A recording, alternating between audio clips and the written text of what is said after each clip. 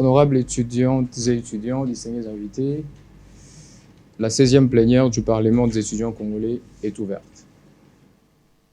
À la 16e plénière du Parlement des étudiants congolais est inscrit un seul point, à savoir un échange sur les étudiants face à l'entrepreneuriat. Comment on peut devenir des étudiants entrepreneurs. Nous estimons à ce jour que l'entrepreneuriat est un pivot du développement économique dans le monde et que dans l'histoire des choses, en ce qui concerne l'entrepreneuriat, vous allez trouver que dans les décennies, 2 ou 3 décennies passées, les étudiants ont pris à bras le corps la question d'entrepreneuriat et la plupart des innovations que nous avons aujourd'hui sont le fruit à la base des étudiants. Je vais citer Facebook, je vais citer Google, je vais citer Apple, je vais citer Microsoft. Vous allez comprendre que c'est les génies des étudiants à la base qui, au-delà du fait d'avoir une mission académique, réfléchissaient sur des questions d'ordre communautaire, voyaient dans le problème des opportunités. Et aujourd'hui, on peut parler de Facebook comme une très grande firme multinationale qui contribue énormément sur l'économie mondiale. On y associe Google, Microsoft et j'en passe. Il est donc important dans cette dynamique que la communauté estudiantine congolaise, entendue comme l'élite, puisse s'exercer désormais à l'activité entrepreneuriale. Mais également, la question du chômage après les études nous attend tous. C'est un risque permanent, il faut le prévenir. Il faut dire qu'aujourd'hui, l'entrepreneuriat peut être la seule assurance contre le risque du chômage après les études. Et donc, on doit s'en rendre compte pour ne pas attendre à avoir son diplôme pour commencer à chercher l'emploi. Mais on peut créer son emploi depuis l'université. Il ne faut pas que l'université nous enferme dans un carcan du genre il faut d'abord apprendre, ayez des théories, et c'est après. Parce que ceux qui ont fini avant nous, vous savez ce qu'ils sont aujourd'hui. Certains nous découragent d'aller à la fac avec assiduité parce qu'ils vous disent que nous avions fini, il n'y a rien, il n'y a pas d'emploi, nous attendons. Il faut dire même que notre programme d'enseignement nous forme pour demander des emplois, rédiger des beaux CV. Nous voudrions cette fois-ci que les étudiants comprennent que nous devons nous diriger dans l'optique d'être des créateurs d'emplois. Et donc, toutes ces choses combinées qui sont à la base la cause de la pauvreté, parce que dans un pays, on n'entreprend pas, on attend des emplois qui ne seront jamais créés, parce qu'il faut même vous dire, les développements technologiques font en sorte qu'il n'y ait plus d'emplois assez, comme nous l'attendons. Non, si jamais nous attendons qu'il y ait un peu plus d'emplois, comme il n'y en a pas aujourd'hui, il n'y en aura pas. Parce qu'aujourd'hui, à la place des hommes, il y a la machine.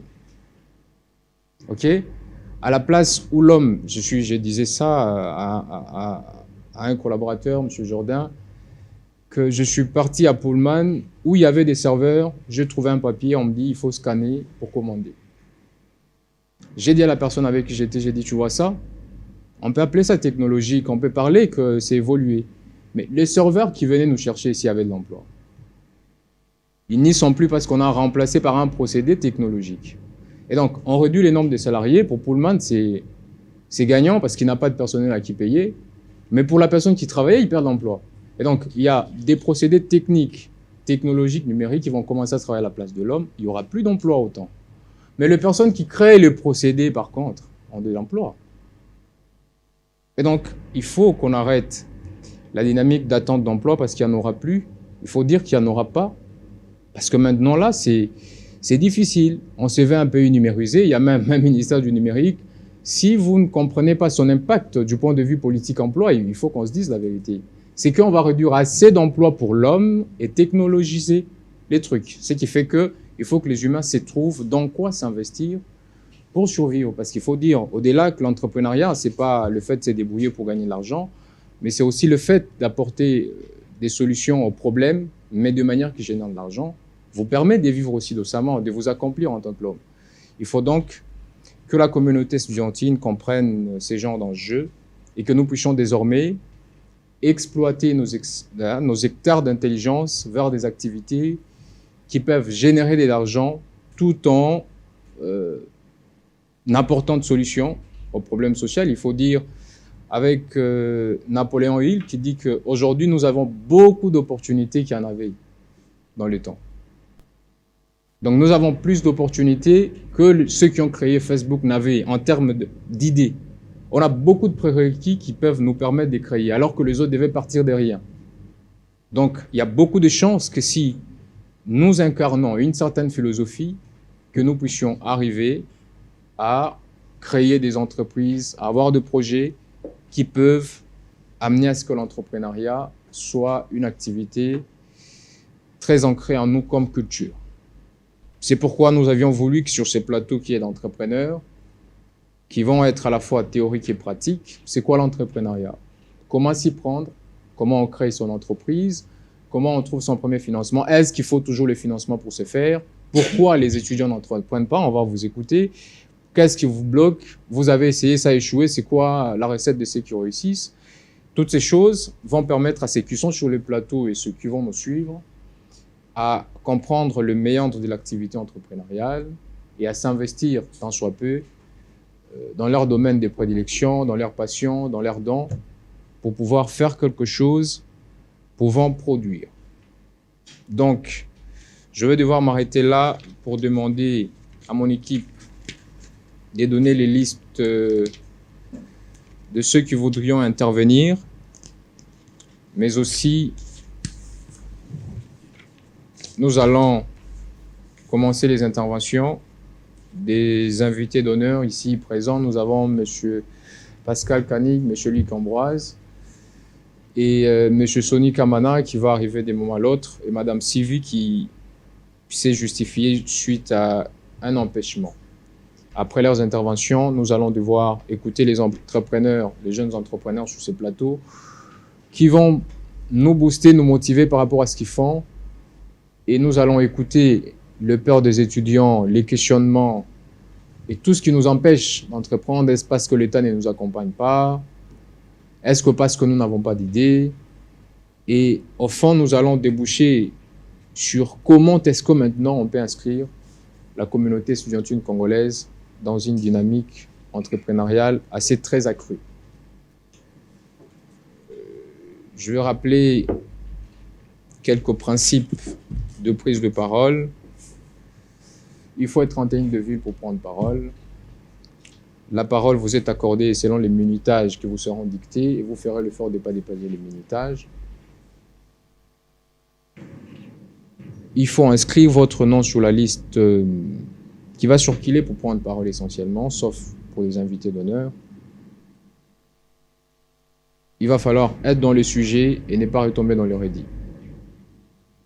Je veux rappeler que le Parlement, c'est un cadre qui voudrait réunir l'élite intellectuelle congolaise autour des échanges sur les débats de société, sur les questions d'enseignement supérieur, sur des questions économiques, politiques et culturelles du pays. Parce que nous avions eu l'impression qu'on endorme les étudiants qui sont en réalité l'avenir du pays.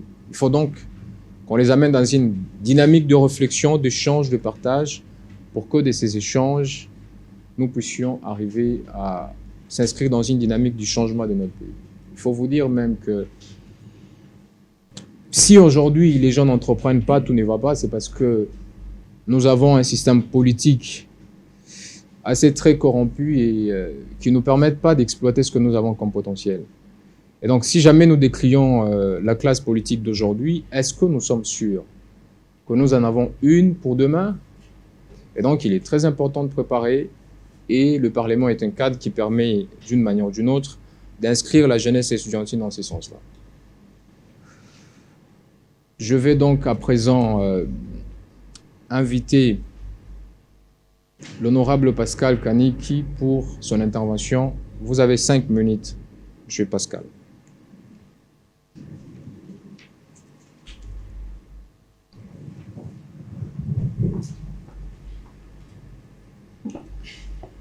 Bonjour à tous. Je suis là pour parler de l'entrepreneuriat pour les étudiants. Vous comprenez que je ne suis pas en tenue de ville. Et je trouve que c'est très sérieux ici. Mais pour moi, je pense que comme nous sommes en plein travail, il était important pour moi d'être en cette tenue qui symbolise un peu le travail encore et surtout le travail. Alors aujourd'hui, je vais rapidement essayer de parler de l'entrepreneuriat et des études. Parce que tel que vous êtes là, vous êtes étudiant, mais un étudiant, c'est pas un élève. Il y a à peine 8 ans, j'étais à l'université, à l'UNIKIN. Mais à l'UNIKIN, en même temps, j'étais aussi entrepreneur parce que dès la deuxième année de l'université, j'ai commencé ma petite entreprise dans ma chambre d'étudiant au Home 4 de l'université de Kinshasa, où j'ai commencé ma bureautique dans ma chambre. Alors, nous avons plusieurs types d'étudiants.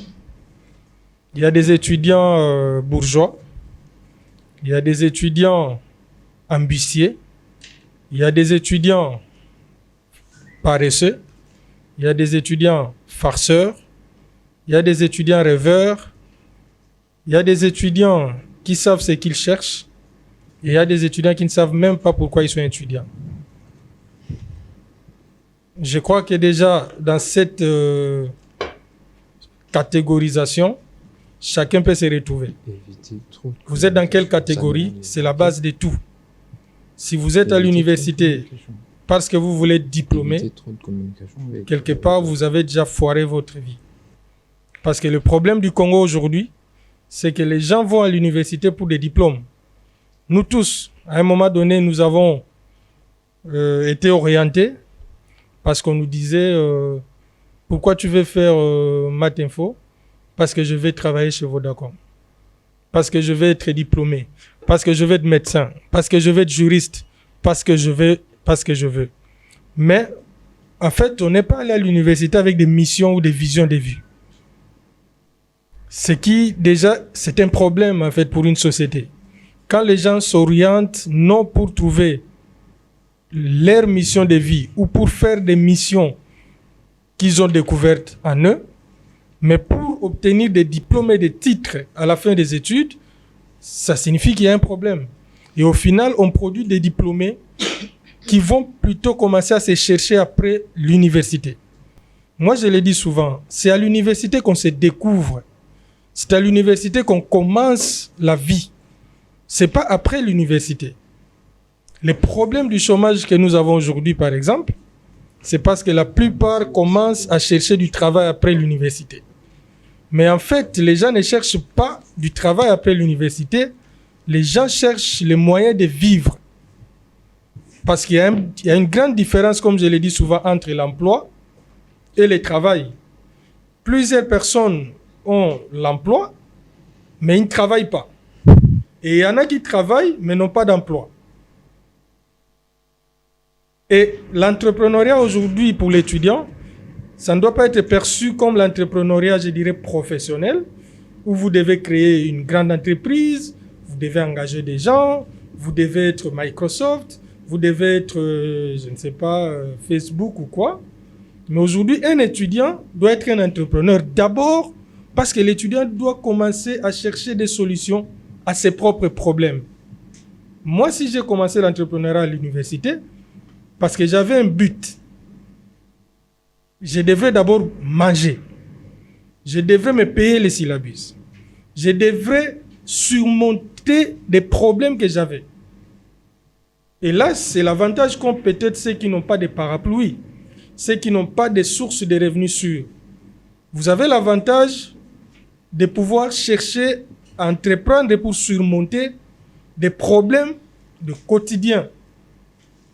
Donc, l'entrepreneuriat à l'université, c'est pas l'entrepreneuriat qu'on doit faire pour être entrepreneur, je ne sais pas, extraordinaire. Vous pouvez juste avoir une petite cabine, mais cette petite cabine peut devenir une entreprise plus tard. L'avantage de commencer à l'université, c'est que vous pouvez commencer une activité de $100 et cette activité, dans 6 ans, quand vous allez finir, sera une activité à valoriser peut-être à $100 000. C'est possible. ne faut pas chercher à commencer trop grand pour rien, mais il faut commencer à faire des petites choses qui vont vous donner les moyens d'abord de vivre. J'ai quelqu'un que j'ai connu au campus qui a commencé avec une cabine devant les Home 6. À notre époque, beaucoup de gens l'ont connu. Et quand il terminait l'université, il avait déjà des maisons. Juste à partir de cette petite cabine. Et il avait déjà beaucoup d'employés. Il a créé la petite cabine. Il commençait maintenant à donner $20 à plusieurs jeunes dans des quartiers qui devraient maintenant créer aussi des cabines et lui donner chaque jour 2000 francs. Et il est arrivé à plus de 100 cabines. Et donc, comme étudiant, il faisait déjà 200 000 de chiffre d'affaires par jour. Et il avait des voitures, il avait des maisons. Juste une petite idée. Mais le problème aujourd'hui, c'est que parfois, nous nous compliquons la vie pour rien. Vous êtes étudiant, vous passez votre temps à parler politique. Vous êtes étudiant, vous passez votre temps à insulter. Vous êtes étudiant, vous passez le temps à critiquer. Vous êtes étudiant, vous passez le temps dans des réseaux sociaux. Quand vous êtes étudiant, vous devez passer votre temps à vous demander qu'est-ce que je serai après ici. Et quand vous vous posez cette question, vous devez trouver des réponses et vous exercer à réaliser ces réponses. Je vais terminer par un exemple que moi-même j'ai vécu. Quand j'étais étudiant, j'avais pris l'engagement de ne jamais connaître le chômage. À partir de la deuxième année, je réfléchissais maintenant sur comment je dois faire pour réaliser cet objectif. Et j'ai compris qu'il fallait faire des écoles professionnelles, des centres de formation pour apprendre les métiers. Donc, comme étudiant, j'ai sacrifié mes heures de pause à midi pour commencer à faire un centre de formation Cisco. Et donc, en deuxième année, troisième année de graduat, j'ai beaucoup appris sur les réseaux et j'ai maîtrisé les réseaux. Première année de licence, je suis allé en stage. Tellement je maîtrisais les réseaux, on m'a engagé. J'ai travaillé comme étudiant déjà.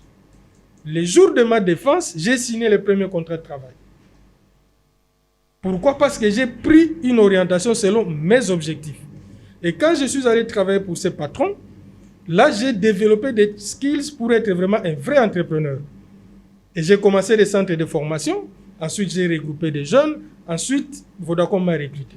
Je suis allé chez Vodacom. J'étais entrepreneur dans l'entreprise. Parce que beaucoup de gens pensent que pour être entrepreneur, tu ne peux pas être employé. Tu peux être entrepreneur dans une entreprise. Ça veut dire que tu apportes des innovations. Tu fais la créativité dans l'entreprise de l'autre pour que l'entreprise avance. Et c'est là où j'ai découvert que j'avais des potentialités pour être entrepreneur. J'ai démissionné 4 ans après pour lancer ma propre entreprise. School-Up, qui est aujourd'hui déjà dans 2 pays, aux Seychelles et ici au Congo. Donc, j'estime que dans 10 ans, nous pourrons aussi avoir un Wikipédia qui est venu du Congo, mais qui est mondial. Donc, dans 10 ans, nous pourrons avoir une sorte d'encarte de l'éducation, une éducation en ligne pour tous les pays, mais c'est parti du home de l'Unikin il y a 8 ans, 10 ans, et aujourd'hui, c'est une entreprise qui va prospérer, qui va aller dans d'autres pays, qui sera des mêmes multinationales. Après moi, il y a des gens qui vont peut-être amener dans d'autres dimensions, mais l'histoire a commencé très petite, dans les homes d'étudiants, et aujourd'hui, le chef de l'État nous a reçus, des ministres nous reçoivent, on travaille avec des ministres, ainsi de suite. C'est pour dire que c'est possible pour tout le monde. Et surtout, ça ne demande rien de compétences, ça ne demande rien de la famille, de votre nom, de ce que vous avez ou pas. Ça demande juste de la détermination, de la volonté, de la discipline, de l'engagement et surtout de l'audace. Que chacun puisse avoir l'audace de commencer quelque chose et d'aller de l'avant. Je crois que je n'ai pas débordé et je vous dis merci. Merci, honorable Pascal. Je vous en prie, prenez place. Merci. Bien, je crois que l'intervention de l'honorable Pascal, vous acceptez qu'on vous appelle honorable parce que c'est les protocoles d'ici. Et donc, il faut dire quelque chose qui me passionne, c'est que les étudiants ont beaucoup de problèmes personnels. Parce qu'abordant la dimension, il faut entreprendre d'abord pour la dimension personnelle. On a vu des étudiants qui sont dans le paraître. On a la chance de côtoyer les étudiants, de parler avec eux. Il n'a pas le transport, mais quand vous voyez comment il est habillé, vous dites, mais écoutez, chez eux, c'est comment là? Et à la fin, il va suivre quelqu'un, mon cher. Je vais voir, mais écoutez, t'es habillé comme ça, t'as pas de transport? Parce que des fois, il faut être franc avec les gens. Il a un gros téléphone, les syllabus des 10 $, il ne veut pas acheter. Il a au moins un iPhone 12. Mais en réalité, les étudiants, excusez-moi, c'est comme si on a un cerveau prêté qui, on l'utilise et après, on va le rembourser chez quelqu'un. On n'est pas réaliste avec nous-mêmes. On n'est pas vrai avec nous-mêmes. Vous savez que chez vous, vous n'avez pas l'argent pour les syllabus, pour le Minerval. Mais au moins parce que vous devez sortir avec vos copines, vous devez faire tout ce que vous pouvez pour trouver le même robe, le même cabello, pour vous trouver, louer un taxi, pour faire vos excursions. Mais écoutez, chers camarades étudiants, je pense que nous appauvrissons nous-mêmes. Et après les études, il n'y a pas l'emploi, vous êtes dans la galère, c'est les démons. Je crois que le pasteur doit faire l'exégèse de certaines pauvretés. Il y a des pauvretés créées par soi-même et ça même Dieu, il les quitte. Parce que, prenons par exemple un étudiant qui épargne 1000 francs par jour. Après 5 ans, il a combien d'argent pour lancer quelque chose? Donc l'entrepreneuriat dont il est question, c'est d'abord une question de personnalité. Parce qu'il faut que vous compreniez ce que vous voulez. C'est pourquoi M. Pascal parle des étudiants qui ont une vision de ce qu'ils veulent. Mais si jamais on va à la faculté, et ça c'est vrai, par prestige, d'avoir été à l'UNIKIN, d'avoir été à l'UPC, et que c'est tout ce qui nous importe, on serait dans ça, dans le paraître, mes copines, concurrence, elle avait tel soulier, je dois le faire, elle avait telle robe, je dois le faire. Et ça, c'est au prix de l'argent des fois de vos copains, excusez-moi, mais c'est pas ça l'objectif. Je pense que les soucis et l'objectif quand on organise des échanges, c'est d'amener une révolte métaphysique dans chacun de nous, que chacun se remette en cause pour comprendre que le 30 $ que je mets chaque week-end pour sortir avec les copines, si je le fais par mois, ça me fait autant. Je peux faire ceci qui me produit cela et qui me permettra de vivre sur les longs termes. Donc je crois qu'on doit s'inscrire dans la dynamique d'avoir une vision pour sa propre vie, essayer d'entreprendre pour subvenir à ses propres besoins. Il faut dire qu'au XXIe siècle, on ne peut pas voir des garçons, des filles sérieux qui sont à la majorité, qui demandent encore les transports chez les parents, vous voyez, qui demandent encore les mégas chez les parents, vous comprenez? Je crois que c'est des choses qui doivent nous révolter au XXIe siècle. Je pense qu'un garçon sérieux, qui a la capacité de draguer aussi des filles, devrait être en mesure de payer son transport, ses mégas, hein, des petits besoins naturels. Mais vous pouvez le faire en entreprenant, en ne dilapidant pas l'épée d'argent que le parent vous donne. Vous pouvez multiplier ce que le parent vous donne. Mais malheureusement, on prend nos parents pour des banques qui vont à toute fois qu'on veut commander, ils nous envoient de l'argent et après on dilapide. Je crois qu'il faut, si nous voudrions nous inscrire dans une dynamique d'entrepreneuriat, avoir une vision, avoir une discipline personnelle et avoir une vision de ce que vous pouvez être après vos études. Parce que, comme c'est dit, aujourd'hui, School Up, c'est commencé à l'UNIKIN, mais aujourd'hui, ça permet à M. Pascal de s'accomplir en tant que tel et de se faire une place dans la société, à la fois qu'il résout un problème sociétal.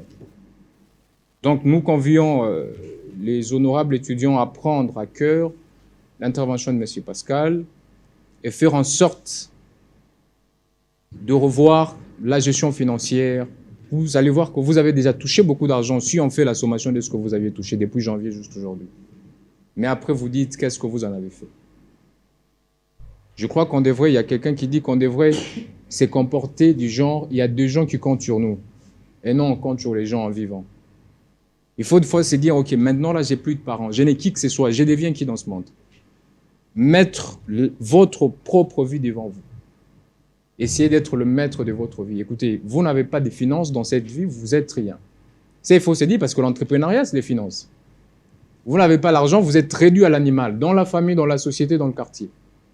Et donc, il est important que le peu que nous touchions tous, puissions les canaliser dans la productivité, puissions les canaliser dans les choses qui sont des actifs pour nous. Parce que la plupart des choses que nous faisons, ce sont des passifs. Nous remercions énormément l'entrepreneur Pascal pour ses discours émouvants. Je pense que nous en trouvons tous notre compte et ça peut nous amener à améliorer notre perception sur la question d'entrepreneuriat. Non, moi, je ne peux pas vendre au coin de l'université comme ça. Les copines vont passer me voir.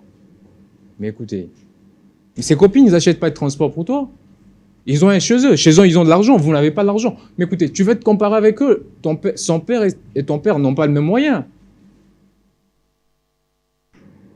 C'est qu'à l'université, tous, on doit être riche. C'est bien. Mais à la maison, vous savez combien ça peine pour que vous ayez l'argent que vous avez eu. Et vous utilisez, oubliant les larmes, oubliant la sueur de vos parents, de vos frères. Et même des fois, de quelqu'un qui vous parraine dans les études. C'est assez cruel comme ça. Je crois que, honorables étudiants, nous devrions avoir une autre perception de la vie. Ça, c'est des choses de la vie. Après les études, les parents comptent sur vous. La plupart des parents nous envoient à l'école, vous savez. Ils attendent que nous y sortions, que nous trouvions un emploi, que nous puissions les aider. C'est pourquoi il faut autant de sacrifices. Mais malheureusement, on ne les aide pas, on devient une charge.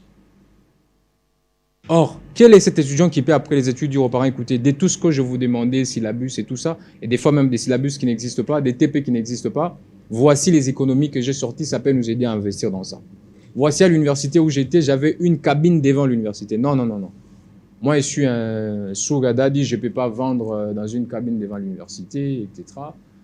Moi, je dois par contre sortir les copines, on va aller manger à Pullman, etc. Mais après les études, vous galérez.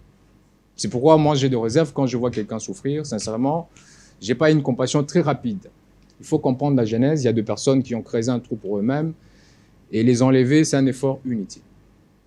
Je crois que nous devons nous mettre chacun devant la vie et prendre des dispositions nécessaires.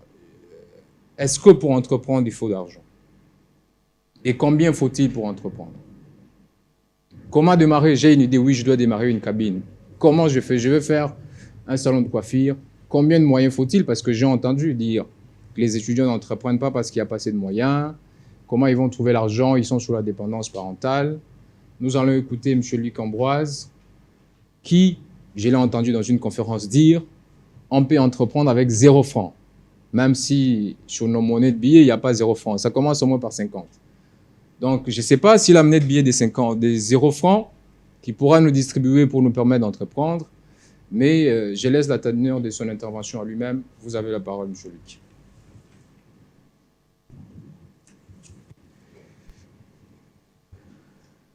Bonjour à tous, chers honorables. Merci, honorable président, de me donner cette opportunité. Est-ce qu'on peut entreprendre avec 0 francs? Très bonne question. La réponse, oui, pour moi. Je pense que ça sera aussi pour beaucoup. On peut développer une entreprise, on doit développer une entreprise avec de l'argent. On ne peut pas forcément, j'ai bien dit forcément, commencer avec de l'argent. Je donne un exemple très simple. Je suis expert en communication, je suis licencié en communication marketing, je suis un expert en stratégie de vente. À part ça, ma passion, j'adore la décoration, j'adore tout ce qui est art, tout ce qui est bien. Et dans ma petite tête, quand j'ai fini l'université, j'ai commencé à entreprendre dans la communication, dans le cinéma. Après, j'ai cette passion de l'art, du design, de meubles. Alors, il s'est fait que j'ai besoin de créer une entreprise de conseil en décoration de meubles. Je ne suis pas garnisseur, je ne suis pas menuisier et je n'ai pas d'argent. Et le lendemain, j'ai circulé calmement. J'ai trouvé un jeune de mon quartier que je connais. Il est garnisseur. Il a fait un canapé L, 3 places, qui était magnifique. Je lui ai dit, mais c'est super. Il m'a dit que... Je lui ai dit, tu le vends en combien? Il m'a dit, il le vend à $200. Or, les prix au départ pour lui, c'était 300, mais comme il a fait 3 semaines qu'il ne trouve pas de clients, il met ça à 200 parce qu'avec le soleil, la qualité des tissus peut perdre. Donc, il n'a pas besoin de perdre le peu qu'il avait investi. Quel atout que j'avais? Je suis expert en communication, expert en vente et je connais le community management. Au-delà de ça, j'ai quand même un réseau des amis. J'ai dit, OK, moi, je veux t'aider à faire ça. Parce que mon entreprise, je veux de faire une entreprise de vente de meubles aussi. Je prends le meuble en photo avec mon téléphone, je le mets dans mon statut et j'envoie aussi à quelques amis. Je l'ai mis à 350 $. J'ai une amie qui voulait aussi aménager, elle m'a écrit, tiens, je suis intéressé, je vais acheter ça. On a marchandé, elle a accepté à 250 $. Je l'ai amené chez mon amie, elle a payé les 200 $ et j'ai gagné combien? 50 $. Ces 50 dollars-là m'a permis après d'aller ouvrir mon compte Facebook, aller dans une banque de la place, que je vais pas faire la publicité, pour avoir une carte Visa et commencer à booster ma page. C'est-à-dire que cette idée, j'ai commencé mon entreprise en fait. J'ai pas utilisé 10 francs. Beaucoup me diront le méga que tu as utilisé. Mais quand je me suis réveillé le matin, le méga, je l'avais pas mis pour créer cette entreprise. Je l'avais peut-être mis pour draguer une fille. Ma fiancée, peut-être, c'était pour la draguer. C'était pas pour cette entreprise-là. Mais par contre, c'est un canal que j'ai utilisé pour atteindre l'objectif de créer mon entreprise. En fait, l'entreprise commence toujours par un problème dont tu trouves la solution. C'est pas forcément que l'argent. C'est-à-dire que je regardais tout autour de moi. C'est quoi mon atout que j'ai? Je suis expert en marketing. Quel autre atout que j'ai? J'ai un garnisseur qui a un produit. Quel atout que j'ai? J'ai mon téléphone et j'ai des mégas. Ce sont les atouts que j'avais. Et j'ai pris ces atouts, j'ai mis ça en musique, ça m'a permis de faire un premier pas pour créer mon entreprise. C'est-à-dire que chaque entrepreneur, un étudiant, ne doit pas mettre dans sa tête qu'il faut impérativement avoir l'argent. Effectivement, l'argent donne la liberté. Mais il faut d'abord commencer par ce problème et tu apportes une solution. Je prends un autre exemple. J'ai un ami à moi, son oncle, il a beaucoup d'argent, il construit beaucoup de meubles. Mais à chaque fois, il est aussi un bon négociateur. Il s'est fait qu'un de nos amis cherchait un appartement. Il m'a dit, tiens Luc, j'ai besoin de me lancer, de créer une agence immobilière. Il faut que je trouve des papiers, il faut. Je dois d'abord trouver de l'argent. Un autre ami qui était à côté, il dit, ah tiens, mais moi je cherche une maison. D'ailleurs, il dit, ah mon oncle a construit, il y a des appartements. J'ai dit, mais mon ami, mais ton entreprise a déjà commencé. Tu as l'immeuble à côté et tu as les clients à côté. C'est simple. Amène le client vers. Il a amené mon ami, il a pris, c'est un ami qui avait assez beaucoup d'argent, il a pris un appartement à 600 $. Il a une commission de combien? 600 $. Il a dépensé combien? Il a dépensé 0 francs, n'est-ce pas? Il a eu combien? 600 $. Et les 100 l'a permis quoi? Les 600 l'a permis, mettons, d'aller faire ses documents, de pouvoir développer. Ça veut dire que on a besoin de l'argent pour commencer une entreprise, oui, mais il ne faut pas le mettre dans votre tête comme une obligation impérative, sinon vous n'allez jamais commencer. Il y a ceux qui ont commencé leur entreprise avec des moyens, il y a ceux qui ont commencé avec des idées et des relations. Tout autour de vous, il y a des relations qui peuvent vous aider à créer une entreprise.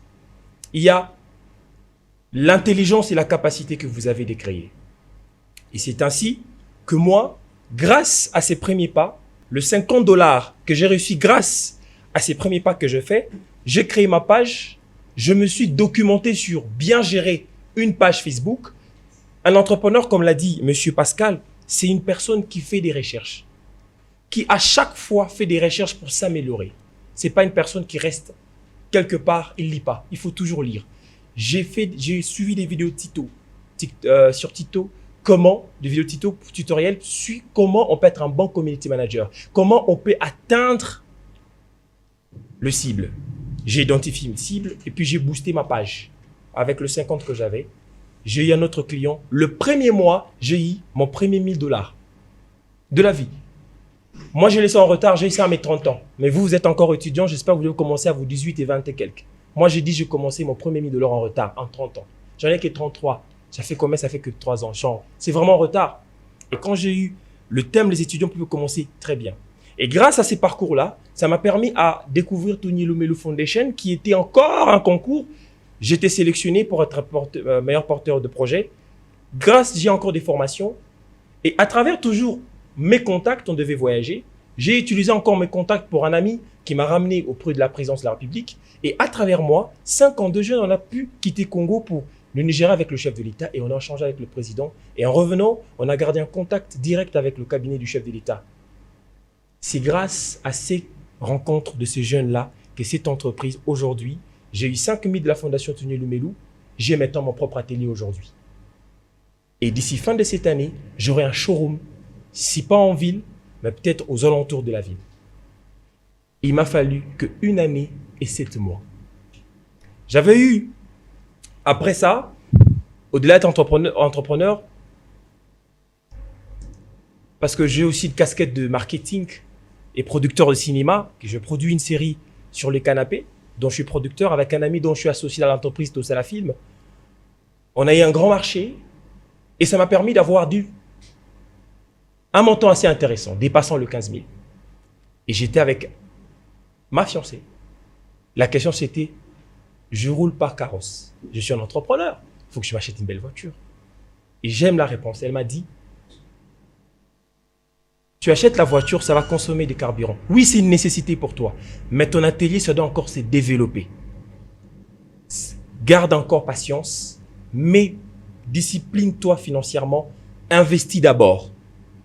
Elle n'avait pas tort. Je n'ai pas investi dans la voiture. J'ai investi, j'ai eu un deuxième atelier. Et c'est pour ça que j'ai dit que d'ici fin de l'année, j'aurai un showroom vraiment bien présenté.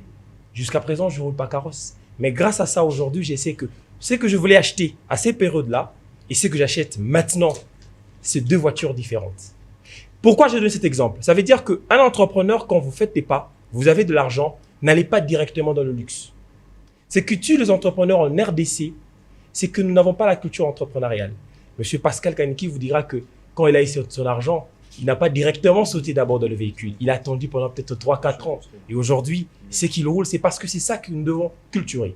Moi, je vous demande aux étudiants, quand vous allez commencer, il y aura de l'argent. Peut-être 2 ou 3 mois, vous avez 10 000, 20 000, 40 000. N'allez pas directement dans m'as-tu vu. Investis d'abord dans ton entreprise. Parce que quand tu investis dans ton entreprise, je te rassure, tu auras des jets. Tu auras toutes les voitures que tu veux.